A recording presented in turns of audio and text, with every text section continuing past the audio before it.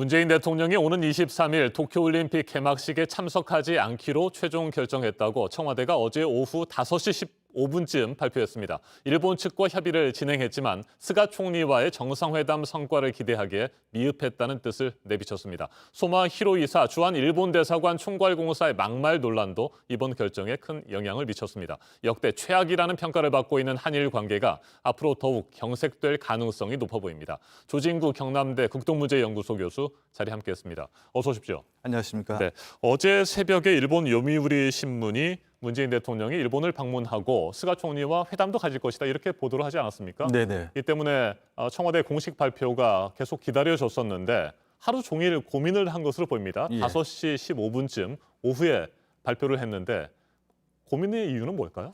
두 가지였다고 네. 봅니다. 하나는 정상회담을 하는 이상 가시적인 성과를 좀 냈으면 좋겠다 하는 것이었는데 일본 측과 사전 협의에서 조금 미치지 못했다 하는 게 있을 수도 있고, 두 번째는 아까 영상에도 나왔습니다만 소마 총괄영사의 막말에 대해서 우리 정부는 17일 날 토요일이죠. 최정권 네. 1차관이 IOC 대사를 초치해서 가시적이 응당한 조치를 신속하게 취하라 이렇게 요구를 했는데 일본 정부가 그에 대해서 뭉답이었다는 것이었습니다.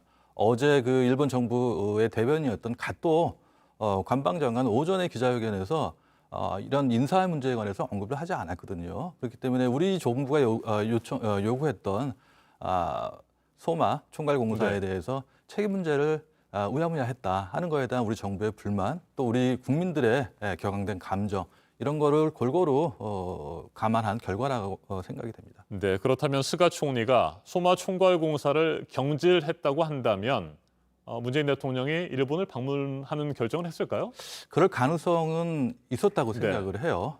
그렇기 때문에 어제 박수현 수석의 말씀 중에서 의미 있는 내용들이 몇 가지가 있었어요. 대화가 충분히 의미 있게 이루어졌고 이해 접근도 있었다.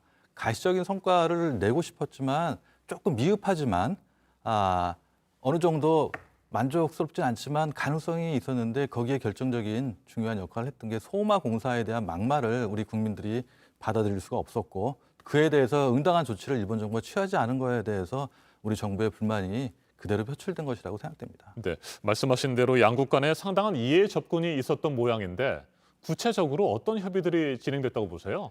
지금 보도되고 있는 거에 의하면은 지난 2019년 7월에 취했던 수출 규제 조치에 관해서 우리가 사실상 피해가 별로 없었거든요. 또 일본 정부 내에서도 일본 내에서도 일본 정부의 부당한 조치에 대해서 이의를 제기하는 의견도 많이 있었습니다. 그렇기 때문에 이거를 좀 원상복귀시켜 달라 하는 요구가 있었을 것 같은데 그에 대해서 일본 정부는 우리 정부의 요구를 받아들이지 않았던 것이었던 거죠.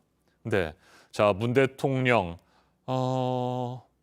국내 여론도 좀 신경을 쓰고 이번 결정을 내렸다고 보십니까? 대선 후보들의 경우에도 일본을 방문하지 않는 것이 좋다라는 의견들을 어제 내지 않았어요? 예, 예. 뭐 정치적인 고려가 전혀 없었다고 하면은 네. 그건 좀 이상한 얘기가 되고요.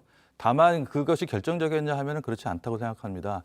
문재인 대통령 내년 5월까지 임기가 주어져 있습니다만 자녀 임기가 얼마 남지 않은 상황에서 악화될 대로 악화된 한일 관계를 조금은 정상적인 상태로 복원시켜 놓고 퇴임하고 싶다 하는 게 대통령의 아마 의중이었는데, 그렇기 때문에 상당히 스가 정부 출범 이후에 우호적인 시그널을 많이 보냈었거든요. 거기에 대해서 일본이 응할 것을 기대했었는데 그에 응하지 않았다 하는 거에 대한 불만이 아마 이번 이렇게 표출되지 않았나 하는 생각이 듭니다. 네, 스가 총리 역시 일본 국내 정치에 신경을 쓸 수밖에 없는 상황 아니겠습니까? 9월 30일이면 자민당 총재 임기가 끝나잖아요. 그렇죠. 사실상 어찌 보면 이번이 마지막 기회일 수 있었습니다. 한일 정상회담에. 그렇죠. 그 기회를 놓친 건데 이건 어떻게 평가하세요? 아마 외교적으로 본다면 나중에 사가들은 아마 큰 실패라고 아마 규정할 가능성이 네. 있습니다. 지난 6월 달에도 우리 정부한테 큰 결례를 했다고 생각해요. 사전에 충분히 실무적인 그 차원에서는 약식 회담도 할 것으로 거의 약속이 됐던 것인데 영국에서 진행된 G7 정상회의 그렇습니다. 말입니다. 그것도 아마 실패로 기록이 네. 됐고 이번도 충분히 협의가 이루어졌는데 그거를 하지 못했다. 말씀하신 대로 자민당 총재 선거가 9월 30일에 있습니다만 지금 당면한 과제는 코로나를 도 안정되어 있지 않고 올림픽을 어떻게 잘 치를 수 있느냐 하는 것인데 모든 국민들이 불안해하고 있거든요. 그렇기 때문에 정치적인 진로랄까요? 이런 거를 생각할 여유가 아마 스가 총리는 없을 수도 있습니다. 조금 대국적인 차원에서 본다면 한일 관계를 개선하면서 네. 그 외교적인 성과를 올리는 것이 자신들한테는 오히려 유리하게 작용할 수 있었는데 그런 거를 생각하지 못한 외교적으로 본다면 조금 우리한테 좀 이상한 말입니다만 좀 문외한의 총리의 모습을 그대로 보여준 것이 아닌가 하는 그런 생각이 듭니다. 네, 스가 총리가 만일 자민당 총재 재선에 성공하지 못하고 총리 자리에서도 물러나게 된다면 오는 10월에 있을 G20 정상회의에서도 두 정상이 만날 수가 없게 되는 거고요. 그렇죠. 그렇다고 한다면 네. 얽히고 설킨 한일 관계 어떻게 풀어가야 된다고 보세요? 그 이제 가능성이 전혀 없는 건 아닙니다만 지난해 한중일 정상회담이 사실상 한국 그 주체로 열릴 그 순번이었는데 열리지 못했거든요. 네. 올해도 마찬가지입니다. 그래서 올해 가능하면은 코로나가 안정된 상태는 아니지만 도쿄올림픽을 잘 치르고 그리고 스가 총리가 재선이 되든 재선이 되지 않든 다음 총리가 한국에 올 수 있는 그런 분위기를 환경을 만든다면은 한 번쯤 더 가능성이 있지 않을까 하는 생각이 듭니다. 알겠습니다.